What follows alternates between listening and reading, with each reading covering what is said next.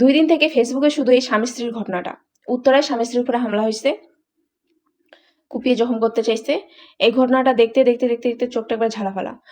অনেকে বলতেছে, কিছু কিছু ছেলেরা তো বলেই ফেলতেছে, এরকম বউ যেন সবারই ঘরে ঘরে হয়, এরকম বউ যেন সবাই পায়, সব ছেলেরা পায়, এরকম ভালোবাসা।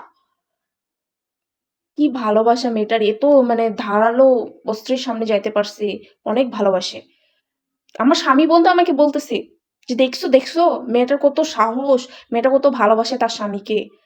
আমরাও ভালোবাসি আমাদের স্বামীকে, কিন্তু আজকে ঘটনাটা ধরা পড়লো তো, যে ওই মেয়েটা ওই লোকটার বউ না, ঠিক আছে, পরকিয়া করা গার্লফ্রেন্ড।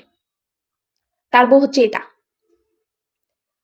তার বউ ভিডিওটা দেখার পর সবাইকে আসে বলছে যে সে তার বউ না, আমি তার বউ, ইভেন আমার একটা বাচ্চাও আছে। সে পরকিয়া করতে গেছিল, রিস্কার মধ্যে ঘুরে বেড়াচ্ছিল, পরকিয়া করতেছিল। এইটা শোনার পর জাস্ট আমার মন থেকে একটা ফিলিংস আসতেছে, হোক সেটা তার স্বামী, কিন্তু আমার মনে হচ্ছে পৃথিবীর সকল স্বামীরা এইরকম দোষ করে ফেলাইছে। আমার মন থেকে একটা কথা আসতেছে, যেহেতু তুই পরকিয়া করছিস, যেহেতু পরকিয়া করে ধরা পড়ছিস, সেহেতু সেহেতু তাদের আবার কোপানোর আহ্বান জানাচ্ছি। প্লিজ আবার কোপান ওদেরকে, বিশেষ করে স্বামীটাকে। বউ থাকতে চিটিং করতে পেরেছে, পরকিয়া পরকিয়া পরকিয়া মারাও। কখন বা এর আগে আমি আমার স্বামীকে ধলাই দিয়ে দেবো।